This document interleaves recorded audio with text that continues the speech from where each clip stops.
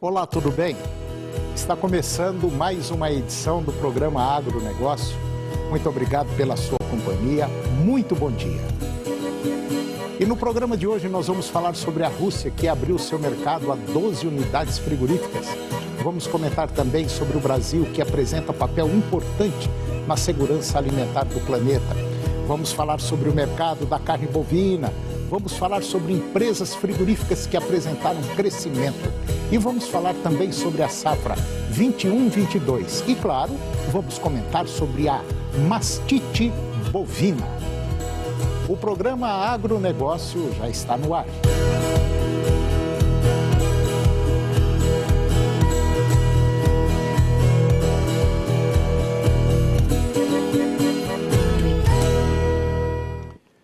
Eu começo o programa de hoje falando sobre a Rússia, que abriu seu mercado a 12 unidades frigoríficas.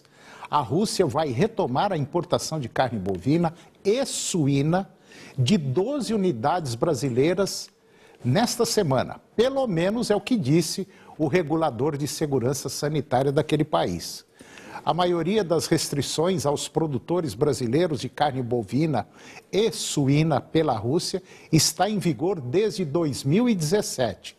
E devido à alegação do uso do aditivo ractopamina na alimentação das criações, o que grupos brasileiros da indústria de carne negaram, no mês passado a Rússia já havia permitido a importação de carne bovina de 3 grandes exportadoras brasileiras. A nova liberação, a partir de 25 de novembro, envolve 9 unidades de suínos e 3 de carne bovina. A liberação acontece após a ministra da Agricultura, a Tereza Cristina, ter se reunido em Moscou na semana passada com o chefe de serviço do Serviço Federal de Vigilância Veterinária e Fitossanitária da Rússia, que garantiu a realização de uma visita de inspeção ao Brasil no primeiro trimestre de 2022, visando a habilitação de novas plantas frigoríficas brasileiras para exportação.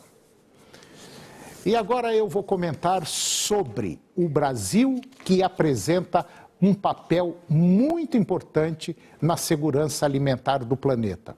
O Brasil ocupa papel central nessa segurança alimentar e nutricional mundial. Principalmente durante a pandemia do Covid-19, esse setor não deixou de produzir o suficiente para atender tanto o mercado local como para exportar aos parceiros comerciais. Com o título de celeiro do mundo, o Brasil fornece a outros países produtos que estão entre 5 pratos de comida da população mundial. Mas não é só isso.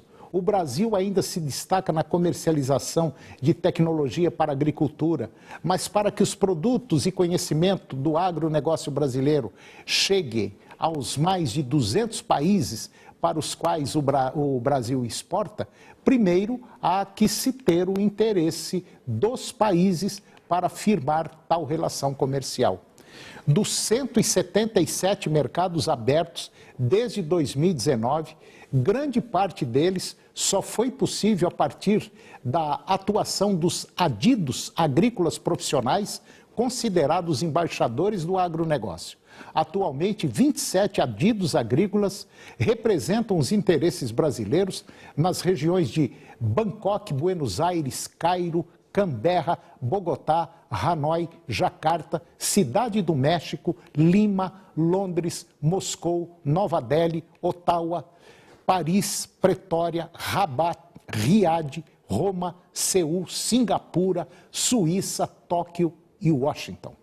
Em Pequim e na União Europeia, são 2 adidos representantes, já que a China e o Bloco Europeu são os maiores exportadores de produtos do agronegócio nacional. E com a posse desses novos adidos selecionados recentemente, haverá mais um posto em Berlim, na Alemanha. O número de profissionais é o maior desde que a função foi criada em 2008 pelo Decreto 6.464. À época, foram abertos 8 postos, mas a crescente demanda por alimentos brasileiros em outros países fez com que as relações bilaterais se intensificassem e a participação direta dos adidos se tornasse essencial para o relacionamento entre os mercados. E agora eu vou conversar com Evandro Filgueiras.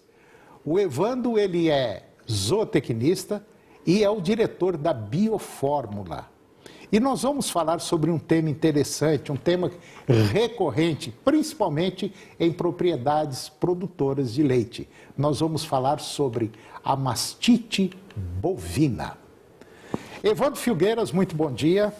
Obrigado pela sua presença aqui no nosso programa para falar de um tema interessante que é a mastite, né? Tá tudo bem? Bom dia, Antônio. Tudo bom, graças a Deus. Então tá bom. E a prazer. Biofórmula? Tudo bem, graças a Deus. Isso é bom. Então vamos para frente. Vamos.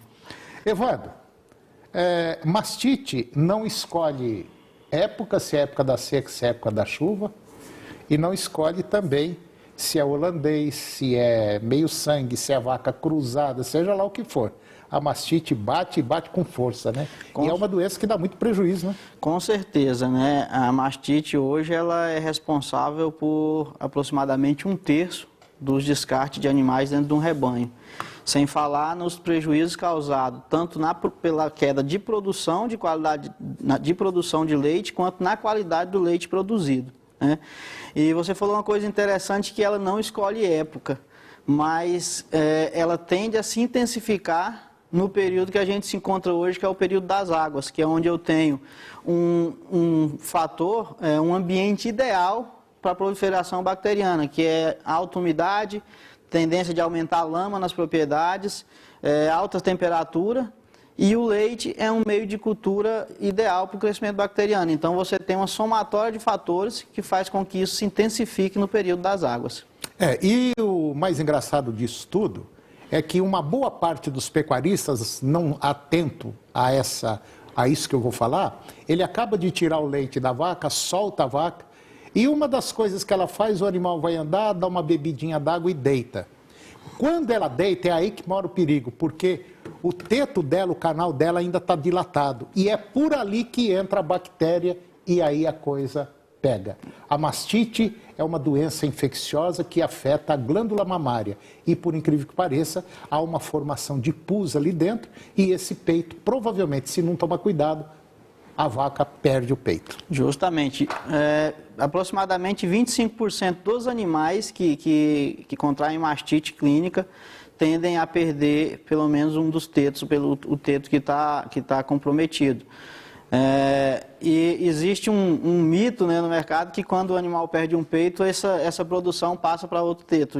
Isso não existe, isso é uma inverdade. O animal vai ter uma queda de produção, vai deixar de produzir, e se a gente pensar hoje em animais de alta produção, animal que produz 20, 25, 30 litros de leite, deixar de produzir em um teto, a gente está falando de 25%, né, 1/4 dessa produção. Bom, e a mastite, por incrível que pareça, ela pode ser controlada. Ela tem jeito, né? De você... Com certeza. Preparar esses animais para que a mastite não aconteça, né? E vocês têm esse produto, né, Evandro? Isso.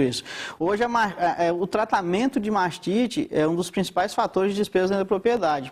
Tratar um animal com mastite pelo tratamento convencional... Fica muito caro. Fica muito caro, em torno de 300, 400 reais, depende da produção. Por quê? Porque além de você ter que gastar com medicamento, normalmente você tem que descartar o leite desses animais por um período para que não fique resíduo de antibiótico no leite, que hoje é um dos fatores de qualidade do leite, né? Então é avaliado. Agora, existe a melhor estratégia sempre é a prevenção, né? Então hoje nós temos na Bioforma um protocolo preventivo, onde eu consigo prevenir o aparecimento ou reduzir o caso de novas mastites, né? E também tem um tratamento biológico que o produtor vai fornecer na alimentação do animal para controlar quando eu já tenho uma mastite instalada, né? Claro, lembrando sempre que eu estou falando de uma mastite inicial, de uma mastite mais branda. Em casos de mastite onde eu já tenho um animal com febre, uma glândula mamária, um húngaro empedrado, claro que eu vou ter que entrar com antibiótico. Mas nos trabalhos que a gente fez, a gente conseguiu reduzir em até 70% o uso de antibiótico quando eu entro com esse tratamento preventivo e o biológico curativo. Esse tratamento preventivo é aquele pozinho limpa-Uber, né? Isso. Que você joga, você coloca dentro da comida, você pulveriza a comida com ele, né? Justamente. Hoje a gente tem o Bioforma Leite e algumas variações dele, que é o preventivo, e o curativo, que é o limpa-Uber, né? Que até dá notícia em primeira mão, que atendendo ao pedido de alguns produtores, no mês de dezembro a gente está lançando o limpa-Ubre na forma de pasta, né, para que o produtor coloque direto na boca do animal. Ele vai ter o mesmo efeito, ele tem a mesma composição, nada de antibióticos, somente bactérias e enzimas. É uma bisnaga, né? Vem a bisnaga para o produtor colocar direto na boca do animal, porque foi uma solicitação até dos próprios produtores, né, para a Bioforma fazer alguma coisa nesse sentido. Muito bom. Então tá aí, se você tem rebanho leiteiro, se você quer resolver o problema na sua propriedade e a mastite dá prejuízo mesmo, não adianta você querer levar o negócio numa boa, porque fica caro esse tratamento, você perde muito dinheiro.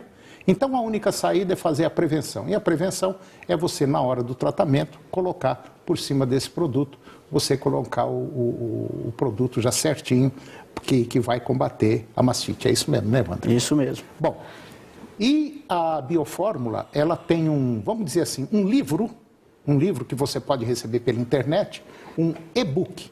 Se você estiver interessado em receber esse livro, basta você ligar para o telefone 62 99629 4949.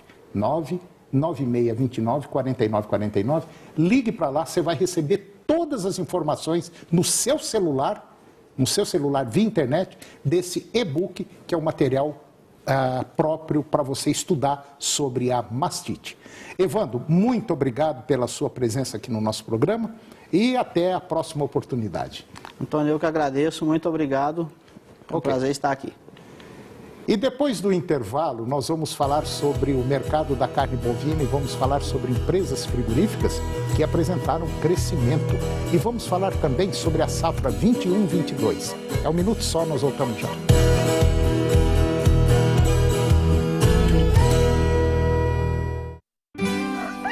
Na madrugada, com o leite já tirado, o trator já tá ligado.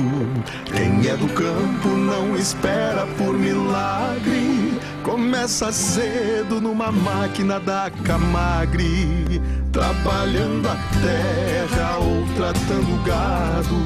Produz melhor com a Camagre ao seu lado. Camagre, as melhores marcas sempre ao seu lado. Sintonize boa música, alegria e informação em diferentes regiões de Goiás. Rede Serra Dourada. 12 emissoras formando a maior rede de rádios do estado, comunicando para mais de 50 municípios. Rede Serra Dourada. É bom ouvir. A Força Econômica do Centro-Oeste, referência no agronegócio, uma das economias que mais crescem no Brasil. É nesse cenário que o Senar Goiás vem transformando a vida para quem quer produzir e inovar. E conhecimento na prática é no Senar Goiás. E onde o Senar estiver, pode olhar em volta que você vai ver sonhos se transformando em realidade. Do campo à cidade, vem com o Senar Goiás. Quer aprender? Vem para o Senar Goiás, a maior escola da terra. Especialista em segurança privada, o Grupo Tecnoseg é líder do segmento no Centro-Oeste. Há 26 anos, 24 horas por dia e 7 dias por semana, protegendo o seu bem mais valioso. Segurança aliada à tecnologia e inovação, proporcionando proteção e economia para o seu condomínio, empresa ou residência. Honramos o compromisso de proteger patrimônios e vidas. Acesse o nosso site grupotecnoseg.com.br.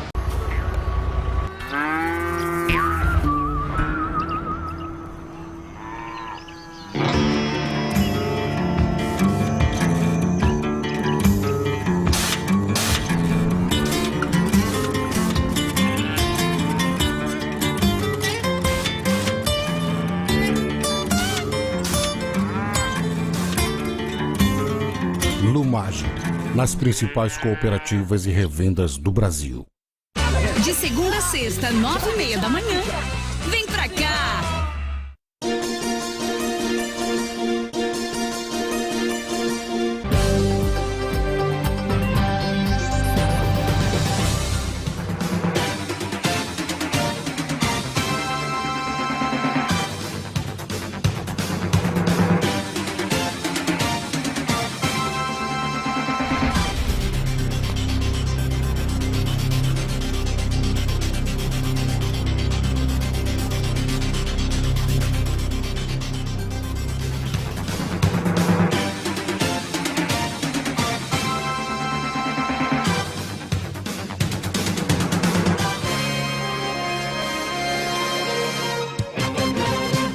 Agronegócio. Oferecimento Lumage, nas principais cooperativas e revendas do Brasil. Senar Goiás, a maior escola da terra.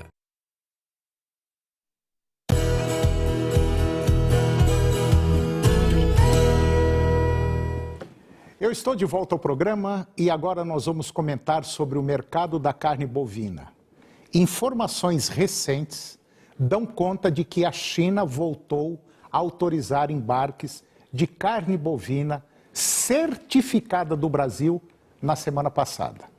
No entanto, essa medida vale para a carne certificada antes do embargo, realizado em 4 de setembro. O anúncio foi publicado pela Administração Geral de Alfândegas da China e, na visão da AG Research, a liberação de novos lotes é uma questão de tempo. A China era o maior comprador do Brasil nesse quesito, até que os embarques fossem suspensos no dia 4 de setembro, após 2 casos atípicos de vaca louca terem sido notificados, um em Minas e outro no Mato Grosso. A suspensão foi determinada pelo próprio governo brasileiro e atendeu a um protocolo sanitário firmado com a China, que prevê a interrupção do comércio em caso de identificação da doença. Levando em consideração o país asiático, a China é o principal mercado brasileiro de carne bovina, comprando quase metade das cerca de 2 milhões de toneladas de carne que o país exporta. Com o embargo, as exportações totais do Brasil da proteína caíram 43% em outubro para 106 mil toneladas na comparação com o igual mês do ano passado. E segundo a Associação Brasileira de Frigoríficos, a Abrafrigo, ainda nessa semana surgiu a informação de que a Rússia teria autorizado a compra de carne de 3 empresas brasileiras, o que seria uma espécie de desafogo à paralisação chinesa. E agora eu vou comentar sobre empresas frigoríficas que apresentaram crescimento. 3 das 4 empresas do setor de frigorífico listadas em bolsa apresentaram crescimento do lucro neste terceiro trimestre de 2021. A Marfrig registrou a maior alta de lucro no terceiro trimestre do ano. A companhia teve um aumento de 148,7% do lucro. Já a JBS apresentou um crescimento em todas as unidades de negócio, o que resultou em uma elevação do lucro de 142%. E o Minerva registrou o menor avanço da lucratividade no trimestre, alta de 24% na comparação anual. Enquanto a BRF foi a única entre os frigoríficos a reportar prejuízo no terceiro trimestre. A dona da Sadia reverteu lucro líquido de 219 milhões e teve prejuízo de 277 milhões, decorrente do resultado financeiro dada a atualização do valor justo da opção de venda relacionada à combinação de negócios de put option, opção de venda, da empresa Benvite, que é a maior produtora de aves local da Turquia, que foi adquirida em janeiro deste ano. Um número crescente de produtores de frango tem se negado a fornecer para a Banvit, a maior produtora de aves da Turquia, adquirida em janeiro, e o motivo é a resistência da companhia a reajustar os preços pagos pela matéria-prima. Os avicultores pedem um aumento de 15%. E agora eu vou conversar com o Leonardo Machado. O Leonardo é analista técnico do IFAG. IFAG é Instituto para o Fortalecimento da Agropecuária em Goiás. Leonardo Machado, muito bom dia, obrigado pela sua presença mais uma vez no nosso programa, para a gente discutir um tema interessante, recorrente e que está aí acontecendo. Bom de chuva esse ano. Tudo bem? Bom dia. Bom dia a todos. Como sempre, é um prazer estar aqui conversando com vocês aí sobre os mais diferentes tempos da nossa agricultura. Leonardo, a chuva tá ajudando, as condições climáticas estão boas, a coisa está andando, a lavoura já está assim quase tudo plantado e parece que nós vamos ter resultado positivo, né? Praticamente todo o plantio da nossa soja já foi concluído, faltando alguns pontos pontuais aqui na região sul, sudoeste, em torno de Brasília, onde que está a nossa maior produção, e para a região norte, o Vale do Araguaia, que é uma região mais nova, né? Ainda temos algumas áreas a serem plantadas, mas o que é interessante, o que é se louvar é que foi uma velocidade recorde de plantio, né? Somente uma outra safra, que é até uma safra mais antiga, que a gente teve uma velocidade tão boa como essa. E as chuvas favoreceram esse movimento, o produtor estava preparado para fazer o seu plantio, e aí a gente chega aí já, faltando 5 dias para terminar o mês de novembro, com praticamente 100% da nossa área de soja já semeada. Pois é, isso é muito bom, porque não só a lavoura, mas a pecuária também. Muita gente fazendo integração lavoura-pecuária, né? Com toda certeza, com toda certeza.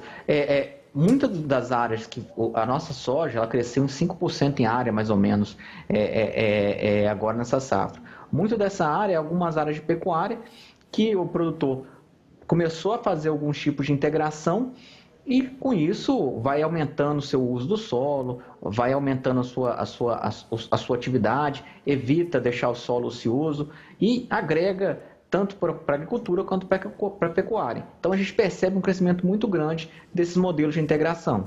Pois é, parece que o milho vai dar uma subidinha aí de produção, né? Parece que o pessoal resolveu também investir no milho, né? Porque basicamente era o contrário, plantava mais soja, depois entrava com milho. Agora parece que a coisa tá assim meio pau a pau, né? Milho e soja. O que acontece? O milho ele tem se tornado cada vez mais uma opção de segunda safra, né? E quem está fazendo nessa primeira safra, agora no plantio juntamente das chuvas, né, juntamente com a área, utiliza muito a questão do sistema milho, braquiária, né, e pastagem, o que é uma excelente alternativa. E quem não tem feito a soja, depois planta o milho, e ainda depois desse milho, ainda resta um período ali para pastejo, se ele fazer toda a parte de integração. Então, a gente percebe que o milho ele tem dado um auxílio também na questão da pecuária. E o que é interessante, que no ano passado, se a gente recorda, a gente teve muito problema climático no milho segunda safra. A gente teve falta de chuvas que impactaram de maneira direta a nossa produtividade, afetando tudo isso. E esse ano a gente espera que isso não ocorra, né? As previsões climáticas têm mostrado que a gente deve ter boas condições climáticas para o milho, então a gente deve ter uma recuperação da produção. E a nossa safrinha indo acima de 10 milhões de toneladas de novo, que é muito importante para a pecuária, não só a bovina, né? A aves, suínos, que dependem do milho para poder fazer alimentação de animais. Pois é, veja que coisa interessante, como é que está essa integração. Um amigo nosso que tem uma fazenda de 3 alqueires, uma fazenda. Olha só, tira muito leite e esse ano ele resolveu fazer o seguinte, vou entrar com milho e capim. Por quê? Porque eu estou vendo que quando a gente planta ou soja com capim ou milho com capim, o terreno fica muito melhor no próximo ano para a gente entrar com lavoura. Então, essa integração está sendo altamente importante. Com toda certeza, você aumenta a capacidade do solo em relação ao armazenamento de água, você aumenta a matéria orgânica no solo, você consegue ter estrutura, e tudo isso é muito interessante, principalmente em períodos de seca. O solo consegue ter um reservatório maior de água, e a cultura que está acima consegue dar um suporte maior, mesmo em condições de seca. Então, a integração, sem sombra de dúvida, Tony, é uma excelente opção. E o que eu acho mais interessante na integração é você evitar a ociosidade. Hoje, quem faz integração, vamos imaginar assim, soja, depois milho e safrinha, e depois ainda consegue um período de pastagem, consegue tirar 3 safras por ano, né?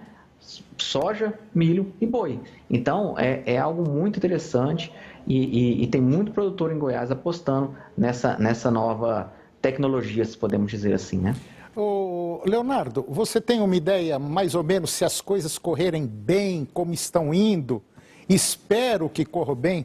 Mais ou menos uma ideia de produção de soja e produção de milho esse ano? Com certeza. Vamos imaginar que a gente deve colher aqui, se tudo correr bem, 14 milhões de toneladas de soja. Milho, se a gente tiver uma boa produção na primeira, que deve tudo estar desenhando para isso, e a perspectiva da segunda boa também, seriam aí 12 milhões de toneladas. Então, juntos, só os dois vão estar fazendo aí 26 milhões de toneladas. Juntando algodão, feijão, sorgo, trigo, que são outras culturas que compõem, Goiás deve se aproximar dos 28 milhões de toneladas de grãos esse ano. A safra 21-22, lógico. Então, são números muito bons. Inclusive o sorgo também esse ano deve ir muito bem, né? Sorgo, Goiás é o maior produtor de sorgo do Brasil. E esse ano deve ser bem melhor do que o ano passado, né? Exato. Muitos produtores devem apostar no sorgo, né? Principalmente produtores que veem que no milho um risco. Tem muito sorgo naquela região de Paraúna ali, né? A Creúna ali é uma região polo produtora de sorgo. E o sorgo é uma opção muito boa para aqueles produtores que plantam em regiões onde a chuva corta mais cedo, né? E não permite a safrinha do milho. Então o sorgo ele tem se tornado a opção e com certeza ele também deve apresentar um crescimento expressivo essa safra. Leonardo, está se correndo aí em relação às condições climáticas agora para dezembro, que provavelmente nós vamos ter uma estiagem em dezembro. Isso confere? Procede? É o que a gente chama de veranico, né, Toninho? O que é veranico? São pequenos períodos assim, de seca que podem ou não trazer alguns problemas. Esperamos que não. Tudo as indicações que a gente tem climáticas que o IFAG acompanha, que vai ter esses veranicos, que são coisas normais, mas que as chuvas devem favorecer até o momento a safra. E até é importante, né, que esses veranicos ocorrem não em dezembro, mas lá em janeiro, fevereiro, porque o pessoal vai precisar também de alguns períodos sem chuva para poder iniciar a colheita, né, que a gente não pode colher na chuva, né? Então, assim, lógico que existem as previsões de veranicos, mas nada que até o momento indicam que vai impactar negativamente a nossa safra. Até o momento as perspectivas são muito boas. Pelo menos é o que nós esperamos. Você que está nos acompanhando agora, só um fato curioso. O tanto que o setor produtivo agropecuário ele é instável, ele é imprevisível. Todos nós sabemos que a gente planta, mas não sabe se vai colher. Vocês não têm ideia, a cabeça de um produtor, principalmente de um lavorista, agora nessa época do ano, quando ele vê a planta já começa a florescer, querendo dar o cacho ali e precisa de água, e às vezes vem ou não vem. Então, é uma situação muito delicada e que eu acho que esse ano a gente vai se dar bem. Leonardo Machado, muito obrigado pela sua presença aqui no nosso programa. Um grande abraço, muito obrigado e até a próxima. Até a próxima, que tenhamos aí uma excelente safra. Se Deus quiser. Obrigado, Leonardo. E o programa de hoje chegou ao fim. E eu termino com a seguinte frase. A genialidade é a habilidade de reduzir o complicado ao simples. Um grande abraço, muito obrigado pela sua companhia. Que Deus os abençoe e até o próximo programa. TV Serra Dourada SBT Goiânia. A informação com credibilidade. O jornalismo onde você tem voz. Jornal do Meio-Dia. Logo mais às 11h40. A seguir, Primeiro Impacto.